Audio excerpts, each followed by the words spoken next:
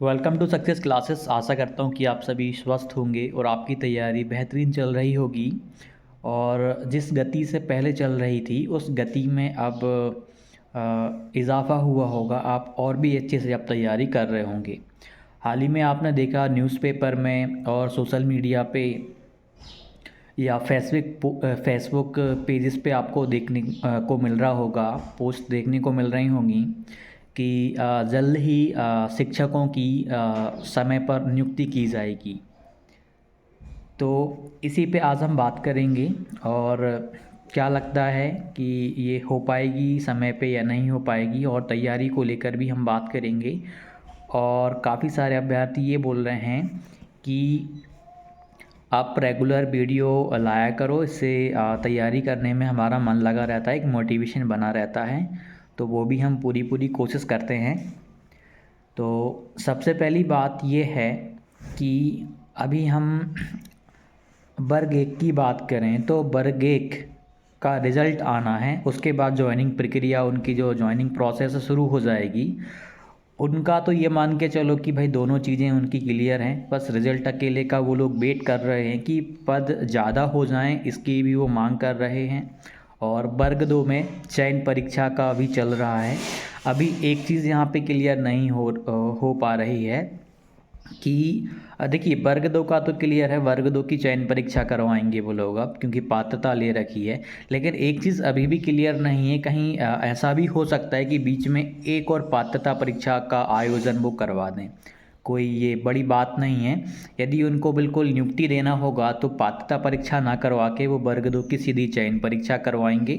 यदि मान लीजिए पात्रता परीक्षा उन्होंने बीच में करवा भी ली, तो चयन परीक्षा फिर उनको बहुत ही जल्द से जल्द उसके बाद 2-3 महीने के अंदर अंदर उनको करवानी पड़ेगी, क्योंकि दो पात्रता परीक्षा हो जाएंगी तो अपने आप में दबाव बनता है।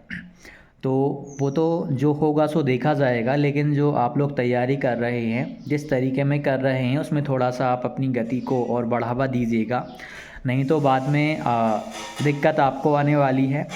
और जो सोशल मीडिया पे एक मुहिम चलाई जा रही है पद को लेकर के कि पद ज़्यादा से ज़्यादा आएँ, तो सब लोग उसमें लगे रहें। यदि पद ज़्यादा आएंगे तो सभी का ज़्यादा भला होगा।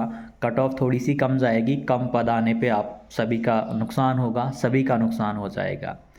तो जो भी तैयारी कर रहे हैं अपनी तैयारी को कंटिन्यू रखें। डीमोटिवेशन वाली जो बात है वो आपको लेकर चलना ही नहीं है, क्योंकि थोड़ा बहुत और टाइम लगेगा।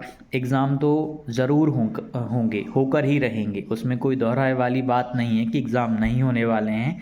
ज़्यादा से ज़्यादा 6 महीना, यदि बहुत ज़्यादा टाइम लिया तो 1 साल से ज़्यादा का टाइम आपको एग्ज़ाम होने में नहीं लगने वाला है। लेकिन इतने टाइम में आप क्या करते हैं वो आप पे डिपेंड करेगा, आप किस तरीके से तैयारी करते हैं, आप कौन से सोर्सेज को अपनाते हैं। बहुत सारे अभ्यर्थी गलत चीज़ों को पढ़ते हैं, पढ़ते 6 घंटे 7 घंटे 8 घंटे भी हैं, लेकिन गलत चीज़ों को पढ़ते हैं, गलत कंटेंट को पढ़ते हैं, गलत स्ट्रेटजी हो जाती है उनकी। यदि इन्हीं के स्थान पे सही कंटेंट को पढ़ा जाए, सही डायरेक्शन में तैयारी करें, सही गाइडेंस मिल जाए, तो फिर जो सिलेक्शन होने के चांसेस हैं वो बहुत ज़्यादा आपके इंक्रीज़ हो जाएंगे। और एक और चीज़ मैं ऐड करूँगा आपकी तैयारी को लेकर के। आप तैयारी एग्ज़ाम की कर रहे हैं तो इसमें एक प्लस पॉइंट ये लेके चलें कि डिमोटिवेशन बना रहता है। तो इसमें आपको एक चीज़ करना है, कभी कभी तैयारी में मन नहीं लगता तो सोशल मीडिया पे बहुत सारे इंटरव्यूज़ आपको देखने को मिल जाएंगे। आप दिन में एक इंटरव्यू देख सकते हो, आप 2 या 3 दिन में एक इंटरव्यू कम से कम आप देख ही सकते हो।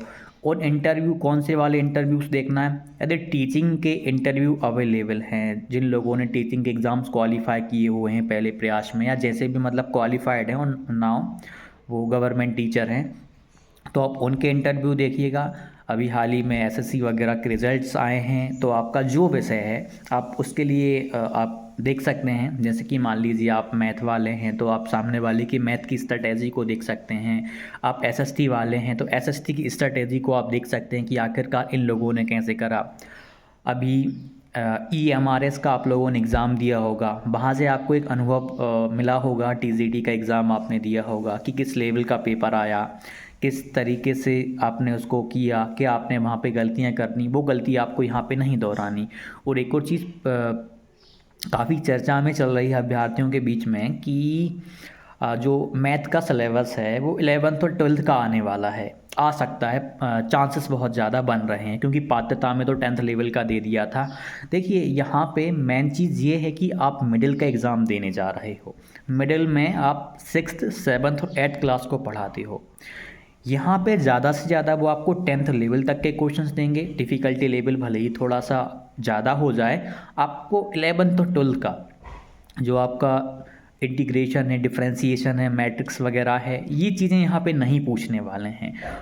इन चीज़ों पे आप अभी बिल्कुल ध्यान मत दो। मान लीजिए यदि ऐसा कुछ हिंट वो देते हैं कि हाँ ऐसा हो सकता है, यदि मान लीजिए कर दिया तो वो बात की बात है, आपको 2 या 3 महीने का टाइम मिलेगा, आप उतने टाइम में काफ़ी चीज़ों को कवर कर पाओगे, लेकिन उसके होने के चांसेस 1% मात्र है, शायद ही हो, मतलब ना के बराबर चांसेस बन रहे हैं कि 11th और 12th का मैथ वर्ग 2 चयन परीक्षा में पूछा जाएगा, क्योंकि आप मिडिल की परीक्षा देने जा रहे हैं। यदि आप मिडिल की परीक्षा में मान लीजिए 11वीं 12वीं का पोर्शन उन्होंने दे दिया, 11वीं 12वीं के पोर्शन का मतलब ही ये है कि आपका ग्रेजुएशन का भी बहुत सारा कंटेंट फिर उसमें शामिल हो जाएगा, तो ये बिल्कुल टीजीटी ही हो जाएगा। जैसे कि आपका डीएसएसबी का देख लो, आप एनबीएस का देख लो, 11वीं 12वीं और ग्रेजुएशन के काफ़ी सारे क्वेश्चंस रहते हैं। अभी आपने ईएमआरएस का एग्ज़ाम दिया हो तो वहाँ पे बहुत सारे क्वेश्चंस आपको ग्रेजुएशन के आपको देखने को मिल गए होंगे, ठीक। लेकिन यहाँ पे आप मध्य प्रदेश में मिडिल का एग्ज़ाम देने जा रहे हो, 6ठी 7वीं 8वीं आपको पढ़ाना है, तो मुश्किल से वो 10th लेवल तक के क्वेश्चंस को पूछेंगे। हाँ, डिफ़िकल्टी लेवल उनका ग्रेजुएशन लेवल का हो सकता है, लेकिन कंसेप्ट आपके वही रहेंगे, बेसिक्स आपका वही रहेगा, बस क्वेश्चंस को घुमा फिरा करके वो आपसे पूछ सकते हैं। तो इस चीज़ को आप दिमाग से निकाल लो, किसी भी विषय वाले हो। देखिए मैथ में तो आपको मैंने ये बता दिया, 11वीं 12वीं का आप बिल्कुल मत करो। साइंस वाले 11th और 12th का निश्चित तौर पे करो। बहुत सारे क्वेश्चंस ऐसे रहते हैं जो देखिए 9वीं और 10वीं में आपका जो कंटेंट दिया गया है उसी को बहुत ही विस्तार पूर्वक 11वीं और 12वीं में दिया गया, इसलिए साइंस वालों को तो 11वीं और 12वीं की जो साइंस है, फिजिक्स, केमिस्ट्री, बायोलॉजी है, बहुत अच्छे से कर लेनी है, पहले भी बताया है। ऐसे ही एसएसटी वालों को भी एक बार एनसीईआरटी को पढ़ लेना है, और आपको जो अदर बुक्स होती हैं कॉम्पिटिटिव वाली, एसएसटी वाले, आपको वो करनी ही पड़ेंगी, आप इनसे छुटकारा नहीं पा सकते। मैथ में तो कंपटीशन वाला चलता ही चलता है, ठीक। अन्य विषयों में भी यही कहानी है। बिल्कुल आप अपनी तैयारी कंटिन्यू रखो, थोड़ा सा टाइम लगेगा लेकिन आप सिलेक्शन तक ज़रूर पहुँचेंगे। अब जो भी आपका प्रयास हो, यदि पहला प्रयास है तो पहले प्रयास में आप सिलेक्शन लो, दूसरा है तो आपका यही अंतिम प्रयास होना चाहिए सिलेक्शन लेने का। आशा करता हूँ कि आप सभी की तैयारी अच्छे से चलती रहे, और डाउट हो कमेंट कीजिएगा, रेगुलर बनने की मैं कोशिश करूँगा। और जो अभ्यर्थी पहली बार विज़िट कर रहे हैं अपने चैनल पे, आप सब्सक्राइब कर लीजिएगा और टेलीग्राम को ज्वाइन कर लेना, वहाँ पे आपको अपडेट्स मिलती रहती हैं। मिलते हैं अगली वीडियो में, धन्यवाद।